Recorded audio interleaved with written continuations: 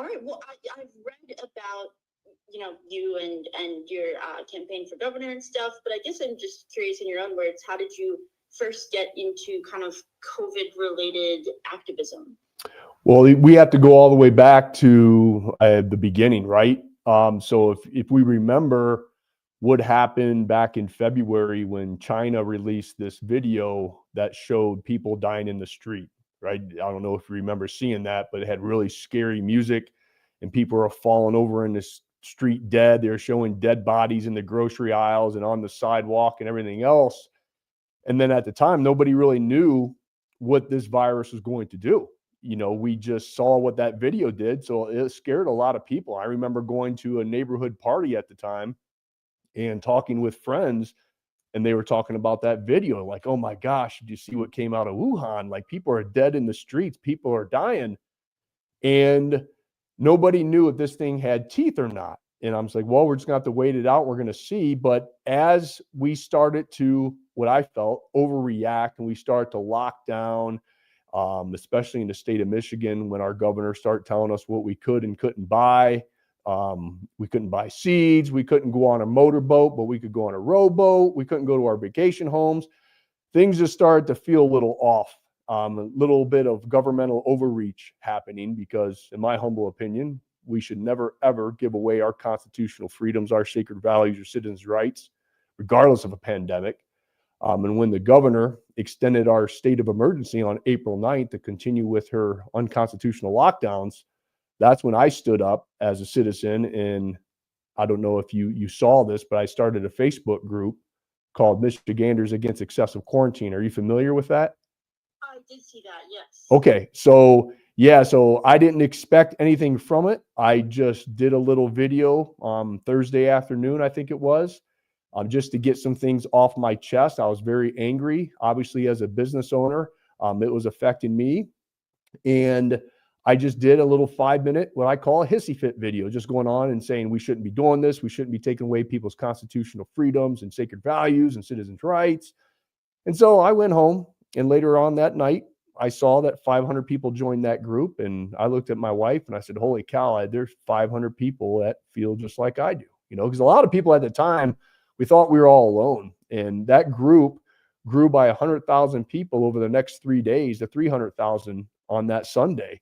A lot of people were very angry and frustrated. And that group grew to about 400,000 in 4 weeks before Facebook took us down because I was outside doing a video at Carl Mankey's barbershop. And they took down my group saying that I advocated for the spread of disease, which all I was doing was a Facebook Live reporting to everyone. And the funny part is ABC, NBC, Fox News, and CNN were there doing the same thing. And Facebook took me down because I was outside. So it was an interesting time for everyone, that's for sure. Yeah, definitely. So what rights do you feel were infringed upon in the state's specific response to COVID? What rights? Mm-hmm. Yeah, absolutely. When she told us what we could and couldn't buy, we shouldn't be outside. We shouldn't be traveling to the vacation homes. You had to have a reason for driving around. I mean, our churches shut down. You weren't allowed to go worship. You were told to stay away from your loved ones. I mean, she violated all kinds of rights. I see. So it was the lockdown that you really was your main issue? Absolutely. And then it obviously evolved into the mandates. Mandates. So the mask mandates, the vaccine mandate. Got it. So, do you want to elaborate a little bit on those? Do you also feel that those were kind of, what was your response to those? Unconstitutional? 100%. You don't get to tell, hey, it's all about my body, my choice, right? That's what the Democrats fall on their sword all the time when they talk about abortion. So you're going to force me to wear a mask? You're going to force my kids to wear a mask when they attend the public schools? Absolutely, that's unconstitutional. That should never happen. And when she started telling us where we couldn't go, what we couldn't buy, we had to mask up to go places. I mean, that's all violating people's rights. You don't get that opportunity. You don't have that right as a public servant. Yeah, so you didn't feel like those measures that were taken at the time were helping stop the spread of the virus, or Absolutely not. It's been scientifically proven that lockdowns did more harm than good, that the social distancing was hot garbage, that masks do nothing to stop the slow and spread. That comes out of the medical professional's mouth. And what's funny, now you're going to get me all fired up. What's funny is at the time, there was already research on this out. But as soon as we start posting all of these studies, they weren't good enough all of a sudden. All right. So then it wasn't good enough. And so all these studies that have been done on all these types of masks, they didn't work. But nope, not anymore. And if you remember, we were doing something called the PCR test. You familiar with that? I do remember those, yeah. Do you remember whether or not they should have been used for diagnosis purposes?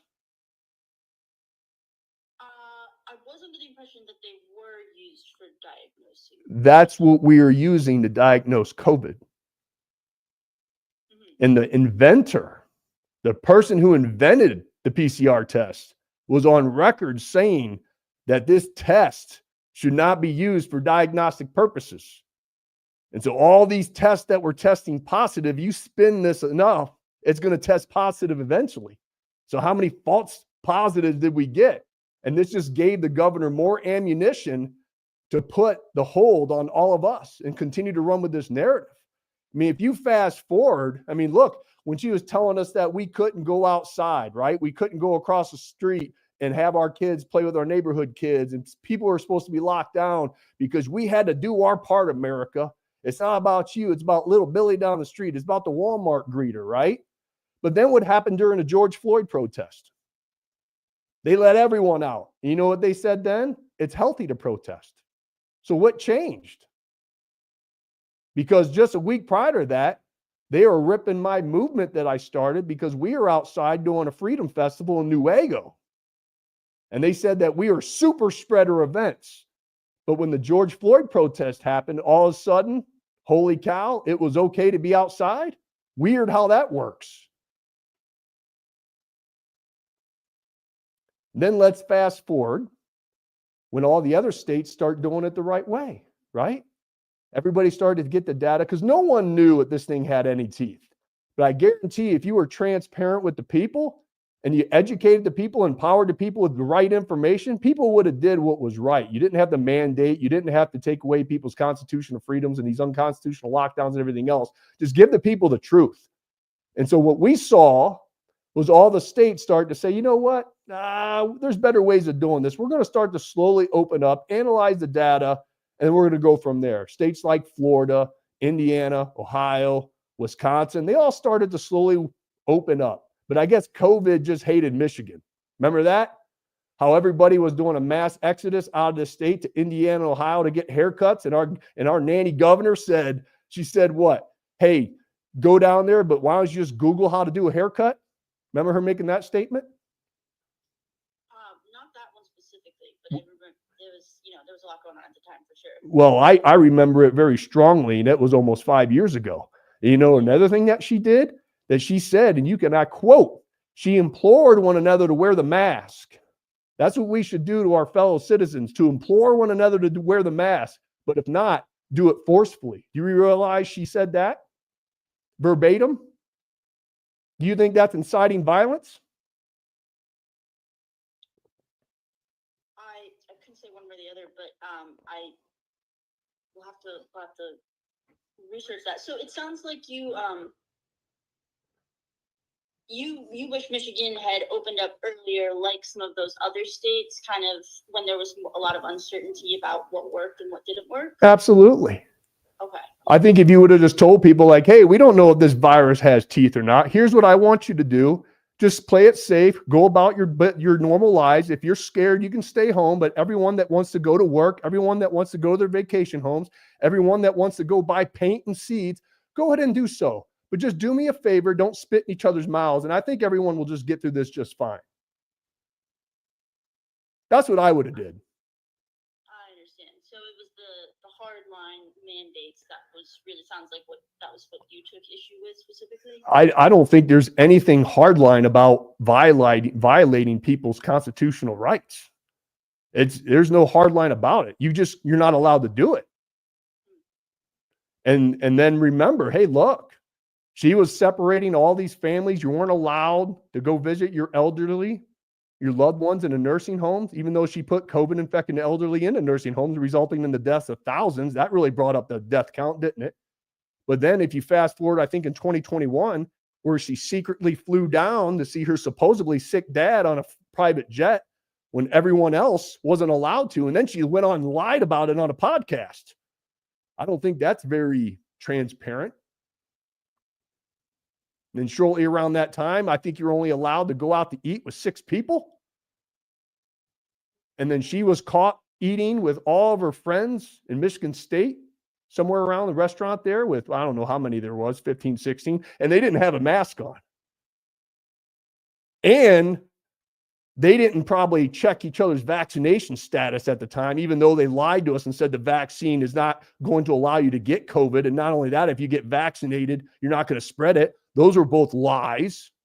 And they were incentivizing the vaccine. Man, I can go on and on about this. Remember, they were giving cheeseburgers and fries and Visa cards and everything else if you went out and just got this vaccination. And at the time, I was saying, hey, don't take this thing.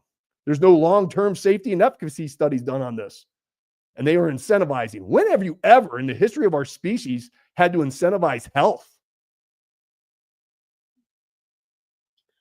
Yeah, I'm glad you brought back vaccines. I was going to ask. So, no pressure. You don't have to tell me at all. But do you have the vaccine? Do you think it works, or what are your thoughts on that? Hey, I'll be fair too. Are you fully up to date on your vaccinations with COVID? Have you done all your boosters? I have not gotten this year's booster, to be honest with you. But you got all the previous. Why didn't you do it this year? Honestly, just time, I think, was the main reason. Oh. Never found the time to do it. Okay. I'm glad you skipped this year's booster because the research that's coming out with it's not very good for your health. But no, to be totally transparent, and I've been transparent with everyone that follows me, not only have I not taken that vaccination, I never will. My kids never will. My family never will. And I will continue to stand on my soapbox and educate and inspire everyone not to take that. Because the CDC actually changed the definition of what immunity was. What do you mean? Well, you can look this up, actually. You can look this up on my platforms. They actually stated that it wouldn't. Here, you know what? I want to find it so I can tell you exactly what it said. But you can go on to that next question. We'll come back to that. Okay, so But no, I am not vaccinated, nor will I ever be. Yeah, no, I was just gonna ask why, what the reasoning for that was. Okay, well let me ask you this: when you go to your medical doctor, all right, it is against their Hippocratic oath, all right. They take a Hippocratic oath to do no harm, and you're supposed to tell the patient, whenever you do a procedure, these are the risks of taking the procedure or doing the procedure, excuse me. These are the risk of not doing the procedure, and there are potential side effects of not doing the procedure. Let me ask you this. When you went and got your COVID vaccine, did they tell you those things, or did they just sign you up and shoot you and send you on your merry way? I do remember hearing about those, yeah. But I'm just curious why you chose not to get it. Because of all the laundry list of side effects to the COVID vaccine. Yeah. And you have to remember, what is COVID most threatening to? Which segment of the population? You know? My understanding, elderly people and, compromised people, that kind of thing. There's, comorbidities. Absolutely. So if kids don't get it, are not really at risk of getting it, why do you think we should put that on the vaccine schedule? Got it. So you're against putting it, along with the other childhood recommended immunization? I'm against anyone getting this vaccination, to be honest with you. But no, why should you put it on the CDC guidelines or on the CDC recommendations for childhood vaccines. I think that's insanity. And one thing that we are asking everyone, what do you think are some of the main long-term impacts of COVID, 5 years later, looking back? What are they long? Like, would they say long COVID? No, I mean, like, what do you think are some of the main, well, that could be one of them, just in your opinion, what are some of the main long-term impacts of the pandemic? Oh, like the negative impacts of like poor leadership? Yeah. Open-ended question. It's entirely up to you. Oh, yeah. Like we can go on and on. Like if you look back at what it did to our small businesses, what it did to our restaurants, it took away people's livelihoods, right? Family generational restaurants were shut down. Not only that, but look at our learning, what it did to our kids. It's been documented now that the online learning has been catastrophic for our children. The states that have done it right, their businesses and their economies thrive, their school systems, their kids weren't let back. I mean, we can go on and on. There's going to be ramifications and repercussions of this on how it was dealt by our governor. And it's going to be felt probably for another generation or two. And to go back to the definition of what the CDC changed, back in May 16, 2018, I have the screenshot right here. It said vaccination. This is what they used to say. The act of introducing a vaccine into the body to produce immunity to a specific disease. Okay? That makes sense, right? The whole purpose of the vaccine was to produce immunity so you wouldn't get it and you wouldn't spread it, correct? Well, on September 1st, 2021, they changed that definition, the act of introducing a vaccine into the body to produce protection from a specific disease. So the old definition to produce immunity, which makes sense to me as a doctor. Now fast forward, now it's only required to produce protection. You know why they changed it? I'm going to tell you why. Because if you go back to the 1986 Child Vaccine Injury Act, all right, back to 1986 when Ronald Reagan, one of the few things that I wish he would have never done, he signed this into law. And what that law stated is whenever a vaccine injures or even possibly kills someone, the pharmaceutical companies who made that vaccine are not held liable. Yes, I'm familiar. You're familiar with that? Okay. So why, looking at what I just told you about the CDC changing the vaccine, because to me, it sounds like if it's going to provide protection, it's kind of like a therapeutic, right? People take things like a supplement or some other kind of other thing that to give you protection, that's more of a therapeutic. But the problem with calling a therapeutic and classifying it as a therapeutic, if somebody gets hurt or dies from it, guess what happens? Whoever made that therapeutic gets their ass sued. But when you classify it as a vaccine, and oh my goodness, we thought it was going to provide protection. You're not going to get it. You're not going to spread it. That's what President Biden and Governor Whitmer said at the time when they were trying to entice everyone to get it. And they start finding out, like, holy cow, even if you have the vaccine, not only can you get it, but you can also spread it.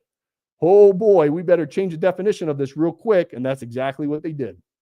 See, the more you dig, the research is out there. The truth is out there. You just have to look for it. So do you feel, I guess, misled by what was said at the time when the vaccine first came out and public health officials were first encouraging people to get it and everything? Absolutely. Look what happened to the frontline doctors. What do you mean? You're not familiar with the frontline doctors? What specifically are you referring to? The doctors who stood up in the beginning and said, hey, there's other ways to treat COVID. And they were talking about hydroxychloroquine and some other therapeutics at the time. And they were basically, a lot of them were deplatformed. A lot of them lost their jobs because they were standing for the truth. So I just saw a poll the other day. I forgot where I saw it, but how many people trust their medical doctor now? Not a lot of many people do. And yeah, it's because of everything that you just said. It was misled. We were lied to. And Governor Whitmer gets a get out of jail free card with this thing in the big game. You know, even with some of the draconian measures that she did, she's probably trying to do her best. We didn't know if this thing was going to be Ebola. But where she doesn't get a get out of jail free card is after states like Florida and everything else started to slowly open up and everybody was doing just fine. And then she doubled down. Okay. And where she went wrong too, what I feel, is when the state Supreme Court, I think in October of 2021, ruled in favor of the people and said that every executive order that she did, hundreds of them, were unconstitutional. And what she did at that time is she doubled down and she weaponized the health department to hold people's licenses over their heads, saying, if you do not comply with what I want, I'm going to take your license. So she forced people. People had to choose. Just like people had to choose when they mandated the vaccine, you better get this vaccine or you're going to lose your job. And now what we're finding out, the people who did not, they sued and now they're winning. Yeah, I've heard that the point you made about trust, you're definitely not the only person I've talked to that's made that point. You know, a lot of people feel like the trust between people and the healthcare professionals has eroded significantly since COVID. It's because they lied and they followed through with the lie. And it didn't make sense. So another question that we're trying to ask people about, do you feel there are any big takeaways or lessons that can be learned from the pandemic, you know, moving forward in case something similar ever arises again in the future? Well, I tell you what I've learned is the power of one can lead to the power of many. And you have every right to stand up for those little words that were inked on that piece of paper called the Constitution. And don't ever let anyone tread on those things. Because, yeah, America has its past. We have our faults. There's no doubt about it. But it's still the best country in the history of our species. And the reason that it is because we have those words that were inked on that piece of paper. And you never, ever get to take away people's constitutional freedoms, their sacred values, and their citizens' rights, regardless of what's going on. You have a right. And I think the lessons that were learned, that if you ever try to pull this hot garbage again, it's not going to be Garrett starting a Facebook group that grows to 400,000 in three and a half weeks. There's going to be a lot more people that stand up this time around. Because fool me once, shame on me. Fool me twice, fool me once, shame on you, right? Fool me twice, shame on me.